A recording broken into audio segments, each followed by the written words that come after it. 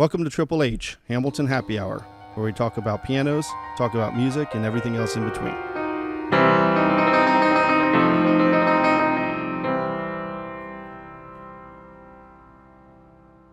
Hey everybody, welcome back. This is Triple H, Hamilton Happy Hour, here again, and hope you guys are enjoying these podcasts that we're doing. We're trying to get bigger and better each time that we do it, and sorry for the first couple amateur ones that we've done because we know they weren't so great. Trust me, we listened to them back, and we're like, oh.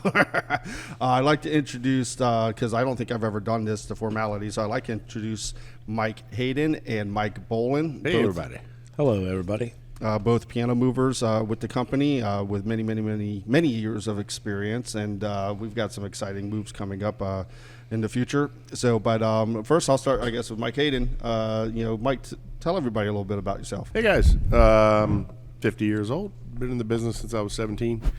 And, I guess 34 plus years or so of experience moving pianos with all kinds of different companies and all kinds of different places. Starting in Washington, D.C. area with Jordan Kitts Music for many years. And then for D&E Piano Movers out of Baltimore and Gones Piano Moving out of Pennsylvania. And went up to Philadelphia for a while for Wilmington Piano Company. And back to Jordan Kitts in Maryland, D.C. area. And then eventually down here to Florida where I worked for D.C. Moore and Son, and then which is out of Orlando, which is where I moved to originally in Florida. And then they had me move down to West Palm Beach to open a location here. And that was in 2006, and started competing with you. It was friendly competition. For many years, yeah, it was friendly competition. We helped each other quite a bit along the way. And worked for D.C. Moore & Son up until just last year in November, where I joined forces with you and came on board with Hamilton. So you know what that means, right? We won. Sorry, Donnie. Yeah, it's true. Love you guys. And so that's been kind of my journey in a nutshell. I've got probably, I'd say at this point, 40,000 plus piano moves under my belt, and I mean that's kind of it. We've done a little bit of everything. There's not a whole lot I haven't done with a piano, except for I always joke about throwing one in a pool, which is still something I want to do. We can do that. I just don't want to take it back out. Oh, he has a pool. Oh, I didn't think about that. But it's an above ground pool, so it'll make it harder to do. We got to do that while we got this lift rented, maybe. Yeah. Oh yeah, for the move tomorrow, where we got to go up to the balcony and put a baby grand upstairs with a lift instead of up the stairs, because it won't go up the stairs. So that's going to be a fun one, and we'll talk about that on the next podcast. And we'll let everybody know how that went. Let's get that one in first before we talk about it. Right. And then we have Mike Bolin. He is my cousin, and he's been with us for many years also. Mike, introduce yourself. Hello, I'm Mike. I'm 48 years old. Been helping Tobias since about 20 years now, off and on, and came on full time about 5 years ago. And it's been a great adventure, and enjoy every move that I do. So, enjoy watching the people's faces and making sure they're happy before we leave. But piano moving is definitely not for an amateur. No, absolutely not.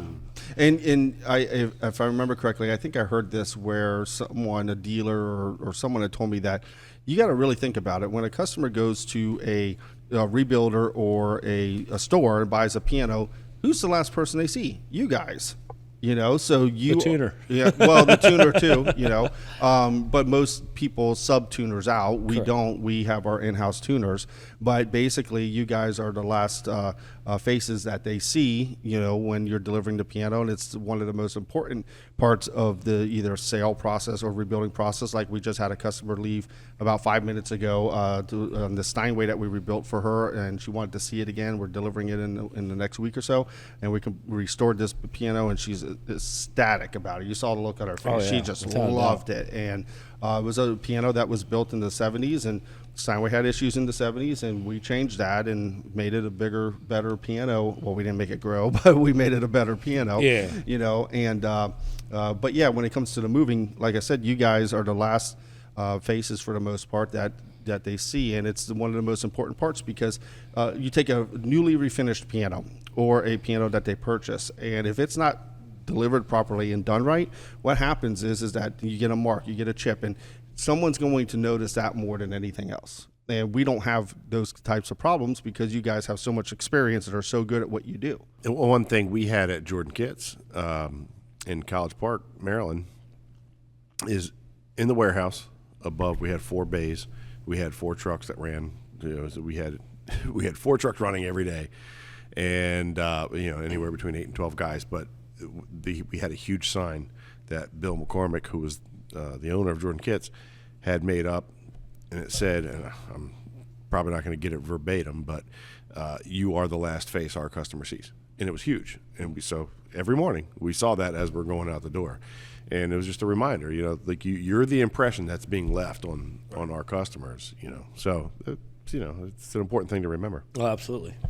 You guys are the last face of who the customer sees, and that's a reflection of the company, because it has to be, when you are going to a customer's home and you're doing what you're doing and you're bringing the piano in. I mean, it's a delicate situation, because one, you have the customer's home that you're in, you have to protect. Mm-hmm. You have to protect the instrument, and you have to protect yourself.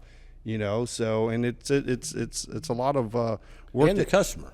Right, exactly. So it's a lot of finagling, if you call it that or whatever, that you have to go around. And sometimes there's obstacles, steps, stairs, animals, pets that are in the home, and you gotta, hey, can you put Ralphie away? So cars in the driveway We that like they don't the have dogs. keys Yeah. for. That's we just had that last week. There's cars in the driveway and they don't have a key for it, or the battery doesn't start, or something.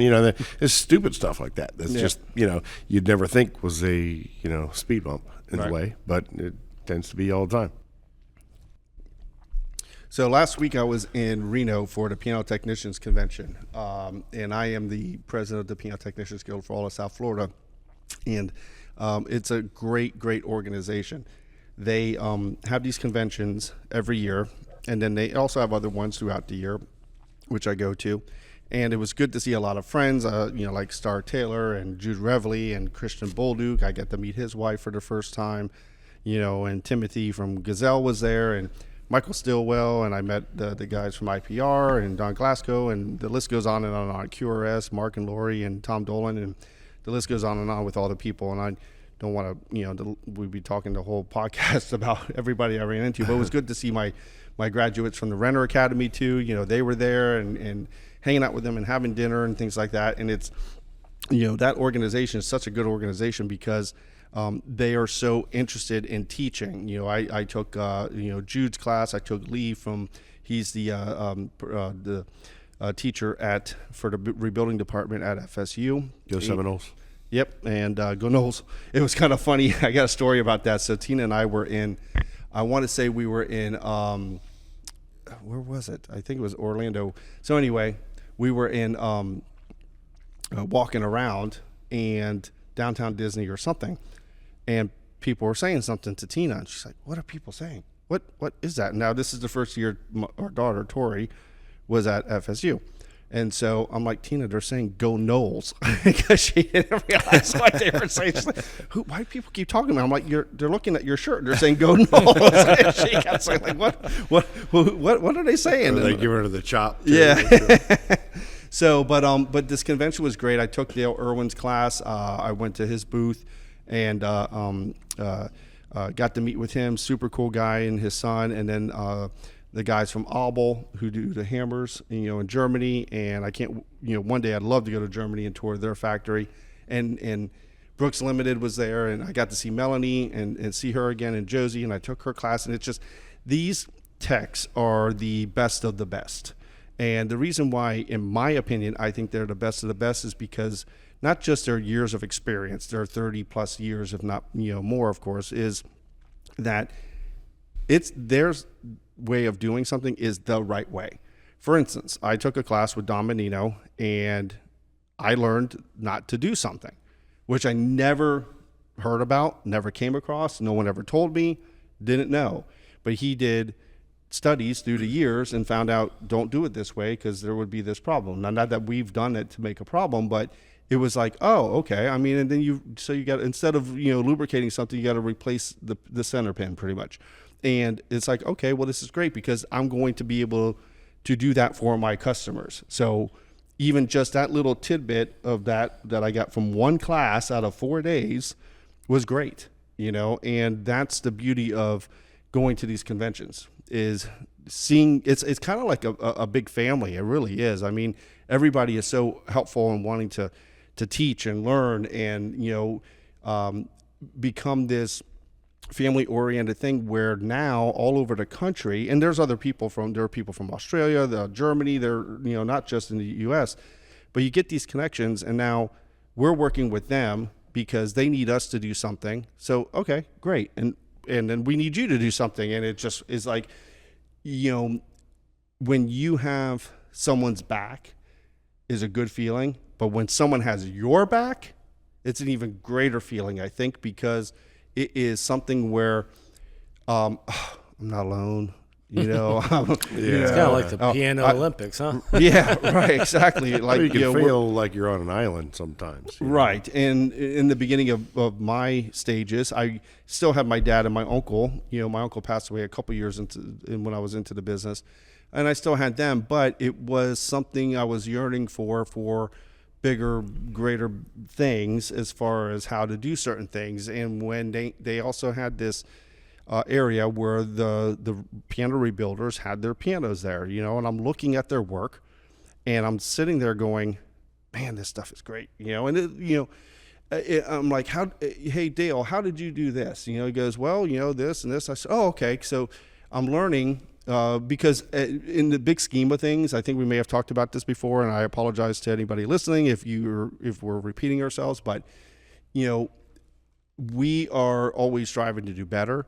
And I learned something from someone, and I asked other technicians, hey, blah, blah, blah, and they didn't have the answer, but he did. So that's just going to help set us apart to be at that caliber that these guys are, and they're well deserving of it. A lot of the people at the convention, they want to come here, and do the podcast with us, and that's part of the great thing. I mean, we're talking about technicians from all over the country that we're very, very interested in doing this. And, I was with Jose one night, and he introduced me to the guy he works with from Gilded Piano, and we had great conversations. And it's just, you get this feeling of camaraderie. It's not about competition. It's not about, you're getting into this business. More and more people are trying to help people get into this business. It's a small business. So, really the more everybody has each other's backs, the better off we all are. Right. And I met Josiah, who is the piano doctor, has a lot of YouTube followers. And so my plane got delayed, so I had to stay an extra day because there's a whole airport fiasco thing. And so while I'm in the room, I looked him up.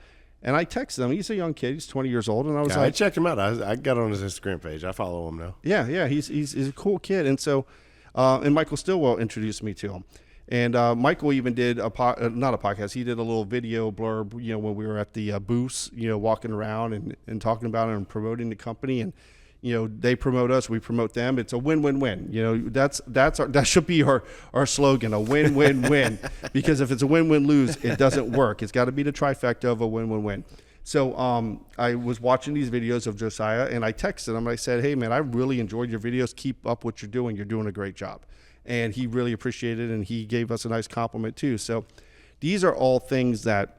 And how great is that coming from older guys when you're a young guy in the business? Exactly. That's a major boost to guys like that. Now, you don't want to say kid, but he's right. Well, yeah, I'm sorry, young man. Sorry, Josiah, if you're listening. Yeah, but you're doing things the right way, and that is the thing too. And no matter...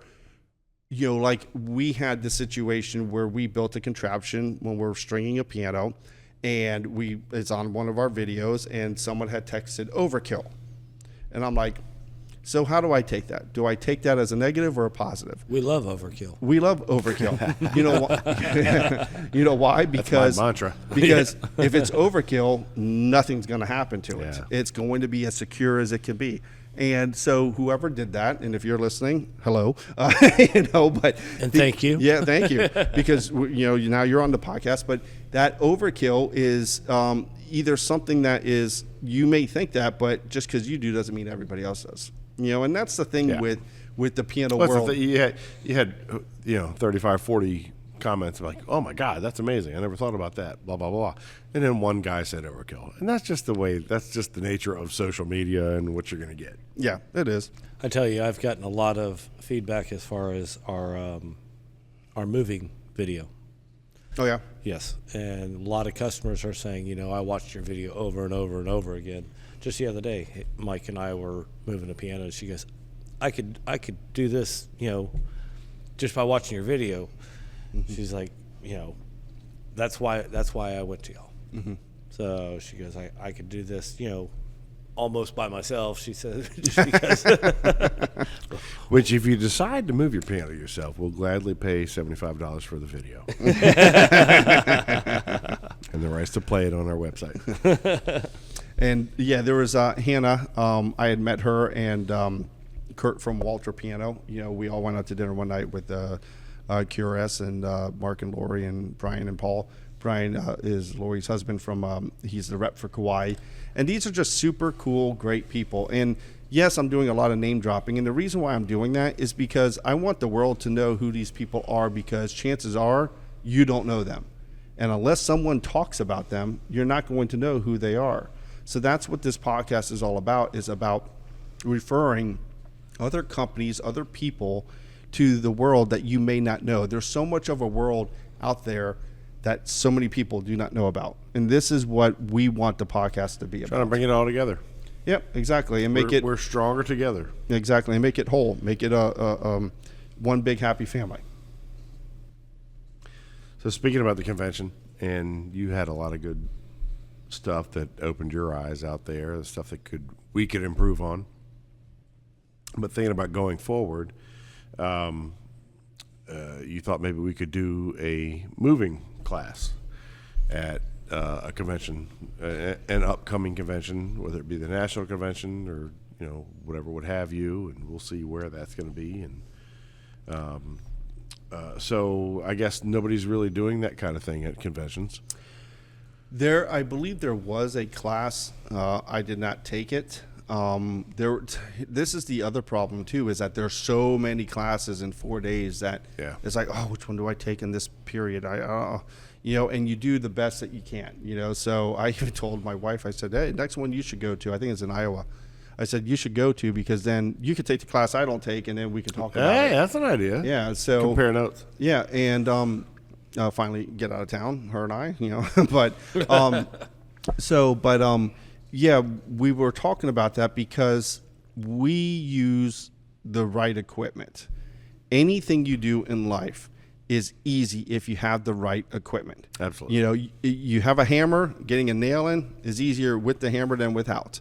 And anything. So moving a piano and having the knowledge and using leverage in your favor, all of those factors go into getting it from point A to point B as safely as and carefully as possible.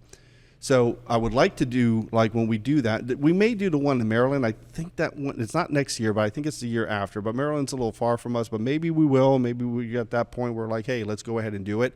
We go up to Maryland. We have that, we do that convention. And I would like to do, I think you guys should do a class. I would like to do a class on the things that we have built here at the shop that will help other technicians to do that, they may or may not want to do. We call it the overkill class. The overkill. Yeah, perfect. I love that. We're going to call that the overkill class. And people are going to be like, what's that about? Well, come and join us, Yeah. And we'll show you our transformer. We'll show you our heart cart. We'll show you our trap work cart, all these carts that we made for every individual aspect of the piano. Upstairs. Yep. We could do make a little model of our boards. We could 3D print it. Yeah. Mm-hmm. Yeah, but it's more impressive to show it to everybody in absolutely. person, you know.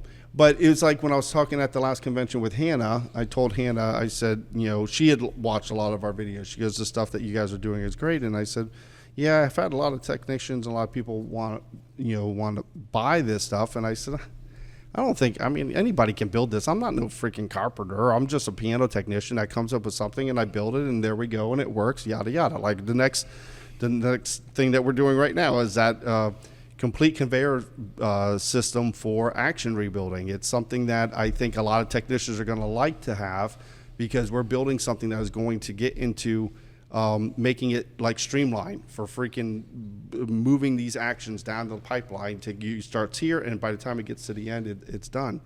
So but she said, well, why don't you draw up the plans and then sell the plans? I said, oh, that's a good idea. I have no problem with that. Now what I'm thinking is possibility, and if PTG is listening, don't quote me on this, but I'm like, you know what, they're a nonprofit organization, so if I sold the plans $10, I'm using a round number, okay? If I sell the plans for $10, I get the $10 to PTG. It helps that organization. Maybe you should do $20 then. Yeah. 25. Okay. 30 going once. We want the PTG in our pocket, you know. Well, we do, and because they're such a good organization, and We because got to take $5 and put it to a lunch fund, you know? I mean, right. But yeah, so that's my way of thinking, you know, and seeing, once again, not name dropping, but Jim Reeder, seeing his work and seeing Dale Irwin and these top of the top guys with what they do, you know, Jude, when I took his class, I'm like, oh my gosh.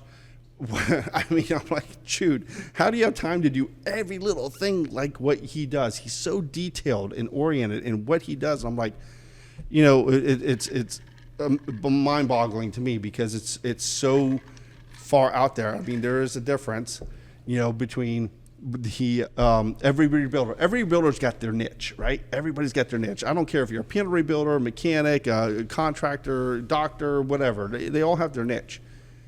The thing with us here is that we do have that niche, but everybody inside here has their niche. Meaning, Jorge just redid these key tops. Fantastic job, okay? My father-in-law, Jim, he built those piano boards for you guys because we're building our own boards now. And I showed him what to do. I cut things up, and he finished it up, and he did a great job. That's why next week he's Employee of the Week because, you know, Jim, you know, my father-in-law, he did a fantastic job. And those piano boards could be on sale, so please contact us if you're interested. And these boards will not break, and they will last forever. They're never going to break. They're never going to break unless you put a 9-foot piano on a 5-foot board. That's your problem. You know, I've had to do that before. But they're not going to break. It's as strong as it can be, you know. And next we'll be working on doing our dollies, and but these are all things that can come, you know, into fruition into the future with the stuff that we're doing. But we're here more for helping than, you know, trying to make a buck off of it, because when we're doing that, it's going to come back tenfold, and that's just my feeling. You know, we're and trying to thoughts be about it. ambassadors to the business. Right. We want everyone in this business to be successful. Absolutely. Why? We're successful. I'm not going to lie. We are successful in every aspect of this business. We are successful in one way or the other. Not monetarily.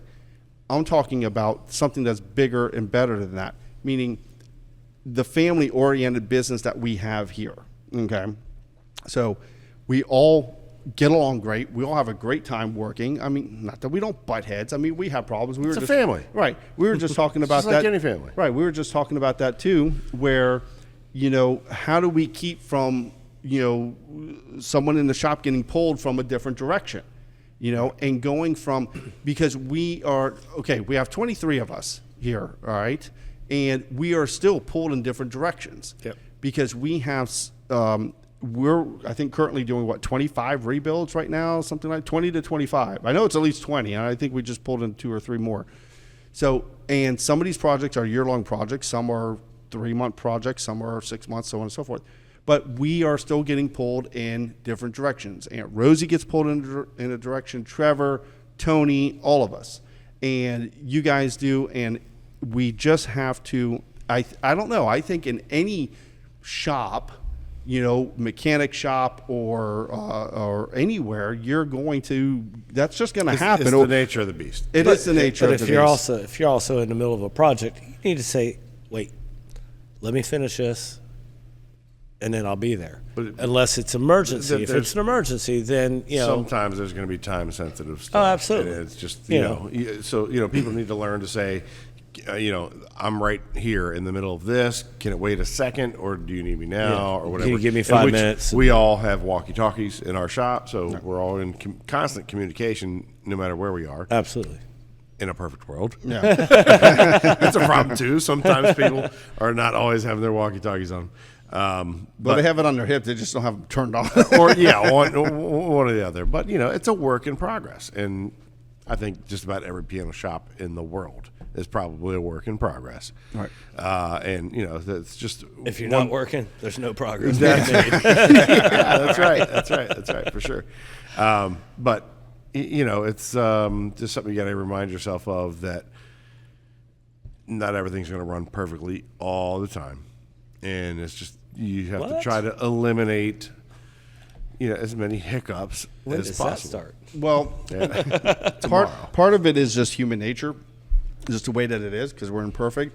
But me personally, and I'm not saying this because this is Hamilton's shop, but with all the work that we have going on, I think it runs about as smooth as it can. Do you agree or disagree? I completely agree. Yeah, because there is we look in the rebuilding shop right there. We have 15 pianos, 17 pianos right there. Yep. Then we have in the refinishing area, we have another 6 or so, right? I'd say At least. 10. Yeah. So, At least I mean, 10. we just had to get more space because we ran out of room here because, we had a recital last night. And We got 3 in the soundboard area. right. Yep. At any given time. Right. And, these, And we have a guy buying them every day. yeah, that guy needs to be fired. We have to keep buying storage units. Tobias Hamilton, you have just been fired. Collect your severance and go. You have spent too much money on pianos. Yeah. Well, so in case anybody else is having this problem, because this is something that we've got going on, and you take advantage of buying good, cheap Steinways when you can get them, and the Steinways Until are they create a PA. Pianos Anonymous. the Steinways are the ones that we get need to be rebuilt. 99% of them, and it's like it is what it is, and in order to do it, this is what we have to do. But that's the great part about what we've got. How many pianos in storage that are just waiting? So if somebody comes in and 100, says, I think. I'm looking for a Steinway M. Okay, how many Steinway M's do we got? Oh, We no, can- we've got probably Steinway M's just alone, like at least 10. That's what I'm saying. So, what finish do you want? This is what we can do. Do you want to do something custom? Do you want Right. to do a player? You want acrylic? We're doing a lot of custom work. And the reason why, you may not understand this, but the reason why I buy... we understand. Shut up. The reason why I buy the pianos that I buy is because it's future work. Absolutely. It's It's an investment. right. I would rather put the money back into the business than putting it somewhere else. Because to me, it makes sense, because if we don't do that, one of the main purposes of starting this shop, and if I talked about this before, I'm sorry, is provide for my family, provide work for other technicians, and to bring people in and provide jobs. That's what we're doing. So on those 3 philosophies of why the business started, it's come to fruition. It has happened. And that is where we are. That's why we're having this conversation to this day. And it has worked. Mm-hmm. It definitely has worked. It's one of the things that made me want to join in with you. It only took you 7 years. Yeah, well, it is what it is. But, Well, I'm glad you joined us. it was, well, thank you. Sometimes you are, sometimes you aren't. Yeah. But it's all good. That's a family thing. But it's just so fun to be part of a company that we can do everything. We can do everything right here in house, from the casters up to the lid, Right. and everything in between. And if there was, it's kind of like for excuse me, for the technicians out on the road, and for the movers, because we have Mike and Mike, Eminem, and then when we have Trevor and Tony, we have TNT. So we have TNT and Eminem. Almost everything. But if there was something to come up, your back is covered. The company has your back, because like tomorrow, this move we got to do, well, there's 6 of us, because we have to take a material lift, and get it up to a balcony, a baby grand piano, and then over the balcony and set it up. And this is not an easy job. This is a job that actually someone could get killed doing if it is not done correctly. Absolutely. And even in the shop, there are things that someone could get hurt. They could lose a limb, because if you're not careful, the harp can do this, or the string can do this, or piano can come down this. And everybody has been fully trained. Everybody is very, very well knowledge in how to do what needs to get done, so that doesn't happen. I mean, I've heard horror stories on what can get done, what has happened before, and this is why it doesn't happen here.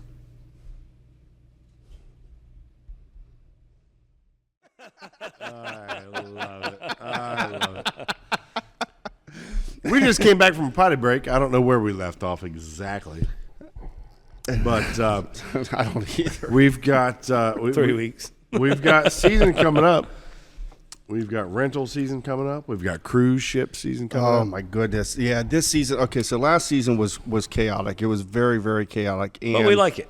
No, we do, and we can handle it. That's the good Absolutely. thing. I mean, we do a lot of after-hour moves. We do a lot of concert rentals, concert tunings, and yes, I mean, we can't handle it. But it's a lot. I mean, It really is. I mean, for a lot of technicians that are just a one-man show, I feel for them, because I was that guy too, where I was doing that stuff, and I'm doing standbys and coming home at 10 o'clock at night. And even my dad was worse than me, because when he worked at the Kravis Center, he'd be Saturday night till 10, 11 o'clock at night doing a standby, just to go back at 6 o'clock in the morning to tune a piano for a rehearsal that was happening the next day. I mean, it's a lot. So these are all the things that people need to understand that happens in the piano world. These are the behind the scenes situations that, you see the race car driver, you see NASCAR, you see the guy driving and blah, blah, blah.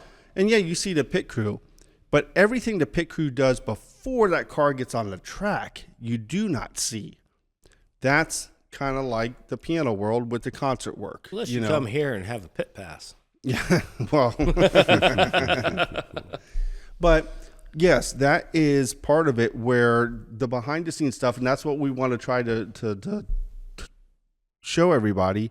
We can't show you because this is all audio, but we can, tell everybody that these are things that you don't know that happens behind the scenes, and there's a lot of stories out there. And when we bring these guests on, and I'm texting Copeland, to see if he can come on next week, and I hope he does, because I know he's got a lot of great stories, and we get him on board, and I think it'll be a really, really good, probably the best podcast we've had, because everyone's probably like, oh Jesus, Mike and Toby again, and, These guys again. Yep, and Copeland, we're gonna listen for sure, But we got to get him set up with a piano. I mean, he's going to have to play. He will have to play. We'll take the Grotrian right there, and we'll have him play it, and we'll mic it and do it that way. And Speaking of the Grotrian, we just had a recital here last night. They played on the Grotrian. Yes, they did. How'd they like that? Yeah, she was happy, and it's very, very cool, because this is such a knit community, because the pianist was my son's piano teacher at FAU. So she played, and I said, everything okay? And I texted them again today. I said, thank you very much for everything, and I hope everything was great for you guys. They said it really was. We really like working with you. And it was Bellissimo, Bellissima, I think it's the name of the company, Music Academy in Wellington. And they're a really good company. And these are the companies that, we want to work with, along with the piano teachers. Once again, we talked about this before, and I'll make it real quick. Without the teachers, and without those tentacles, without them doing what they do, we would not be in business, and vice versa. So it's a win-win-win. Hey, look at that. It's a win-win-win. The tentacles, that's a South Florida thing, I think, probably. I thought I came up with that. It stung. But if people don't know about Grotrian, maybe give a little heads up about Grotrian, because a lot of people probably don't know about Grotrian. The Grotrian and Steinway, or Steinway back in the day, they were together. And they were building pianos together. Of course, they went their separate ways. Steinway became Steinway, and Steinway made a bigger name for themselves. And it was funny you bring that up, because someone had just mentioned it to me about marketing. If anybody knew how to market a name, it was Steinway. For sure. Because sure. Steinway, just everybody knows Steinway. Yep. And not a lot of people know Grotrian, and it's kind of like, marketing is when I first got into the business, and I'm trying to not market myself, but I'm just trying to grow. I'm trying to make sure I'm relevant, in the business, and so that people know who we are. And that's how I started learning a little bit about marketing, and kind of filling my brain with more stuff that I really don't freaking need. But as part of a business owner, you have to do that. So with marketing, the people that I've learned from through the years of how to do certain things, and I'm like, yeah, that works. No, that doesn't work. And I've done things, and I said, no, I'll never do that again. Yes, I'll do that again. I personally would rather market with a customer of mine a couple weeks ago said, hey, we're doing a little recital, and we want to put an ad in the paper and in our brochure. Would you like to do it? Absolutely. Because to me, it was helping them, because it's fundraising, so it's helping their needs, with their concert, and it's a win-win-win, Gets for our everybody. name out there. Gets our name out there. Exactly. Gets their name out there. Mm-hmm. And I do think our name is out there. I mean, let me put it to you this way: Hamilton is a common name. Hamilton Piano Company used to be an actual company. They built pianos. A lot of people confuse us. Exactly. We get calls from all over the country. Baldwin Hamilton. I have a Baldwin Hamilton, or I have a Hamilton Piano Company piano, and can I get parts for this? We did not make your piano. How I came up with Hamilton Piano Company is because my grandfather was Archeo Hamilton. My father was Reginald V. Hamilton. My uncle was Daniel Hamilton, and that was their company names. That's it. And then when I started, it's Tobias R. Hamilton, Inc. That's how I got started. But I'm like, well, I'm kind of opening up a shop, and what do I do? And, so what do I come up with? Well, Hamilton Piano Company. I came up with that because I wanted to interpret my whole family into it. Even though they weren't in the business, they were passed on and so on and so forth. I just wanted it to be like that thing that kind of rolls off your tongue, sort of, It's a very family-oriented business, too. I mean, Absolutely. historically. I remember before we became a Hamilton Piano Company, it was Hamilton Family Piano Company. Well, that was when I had my shirts made, and we weren't technically even a business. Oh, I want one of those shirts. Yeah. Oh, that's a black and white shirt there. I'm gonna call that the rookie shirt. Because yes, we did have that, and that was me with a black and white T-shirt, and I just needed a shirt that looks somewhat professional. I want one of those. That's going to be worth some money one day. And yeah, right. I'll sign it for you. I don't even know if I have mine anymore. When I die, it'll be worth more.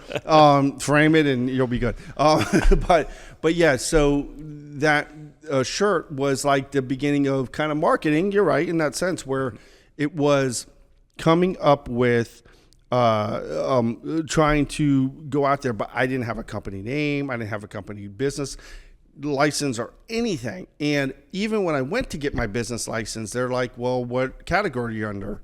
I don't know. You don't have anything here for me. And they said, well, what do you do? I said, well, I'm a piano technician. I rebuild pianos. I move them, tune them, blah, blah, blah. And they said, well, let's put you under construction. I'm like, okay. So, that's how I got my business license. But that's because it's such, if I brought this up before, once again, I apologize. But my father and I were talking about before he passed away. I said, Dad, out of all the people in this world, how many on this planet, how many people actually know what goes into a piano? Piano teachers don't. Piano players don't. Most manufacturers have their employees, but they only focus on one thing. They don't know the whole conglomerate of everything that goes into a piano. They're all in different departments, and they know what they know right to do what they do. So I said, it's probably 1%. He goes, Toby, it's probably 0.1%. And he's right. And the thing of it is that's why we're doing the podcast. We're trying to educate people and show them, hey, listen, you look at a piano, we want you to look at it as something other than a piece of furniture, because it's not. It is something that is so intricate and is so detailed, and you will never, ever get from another instrument what you can get out of a piano.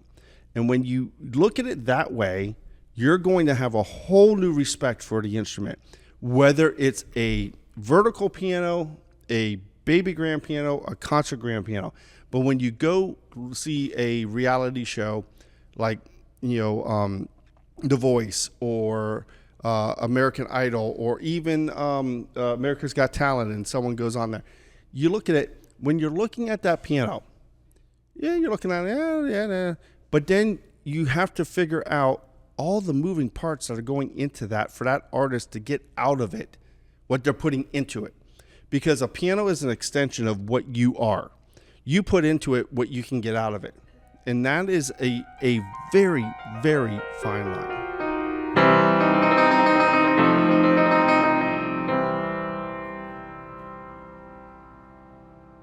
All right, everybody. We appreciate y'all tuning in, and we hope you tune in to next week's episode, and hopefully we'll have Copeland Davis here. Yep. And please follow us on Facebook, or Spotify, Instagram, and Spotify, and every or just visit our website at hamiltonpianoco.com. Or just come by. Or come by. You're more than welcome. Anybody here is more than welcome to come into the shop.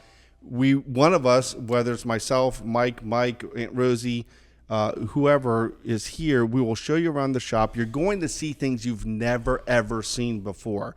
And I'm not saying that because this is our shop. I'm saying it because this is something that will give you a whole new respect for what the piano is about and what goes into it and what we do.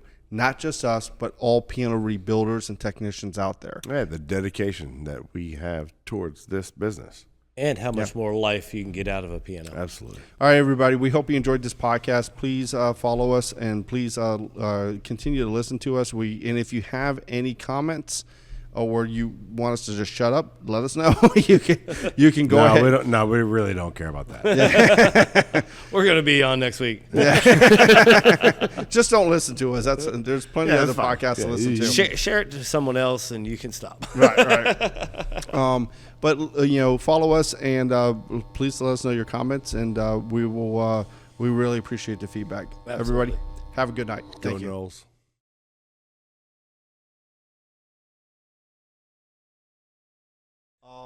How should we end this? You want me to rap? No. Good.